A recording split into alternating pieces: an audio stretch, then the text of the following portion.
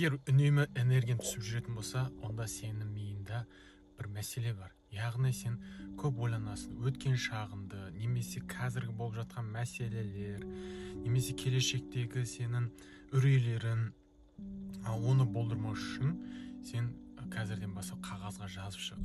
Саған не үшін не ойлана бересің? Көбінесе қай жақ сен көп ойландыра береді.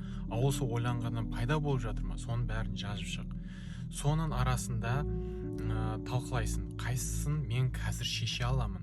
Егер шеше алатын болса, қазірден шешіп тастаудың амалдарын жаса. Егер шешілмейтін жағдай болатын болса, онда оны қабылда. Яғни болып кеткен саған ыңғайсыз, ұнамайтын жағдайлар болса, соны қабылда. Болды, өтті, кетті, енді мен қорқатын ешнәрсе жоқ.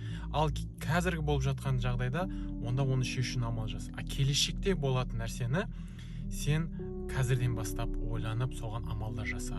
Мысалы, әртүрлі жағдай болуы мүмкін. Ол қарым-қатынас, ол болашақта осындай болып кетуі мүмкін. Оны шешіп таста. Қаржылық жағы. Егер қаржылық жағынан мәселелері болатын болса, егер сен болашақта мен білмеймін не болатын деп үрей болатын болса, онда қазірден бастап қаржылық сауаттылықты үйренуші бол.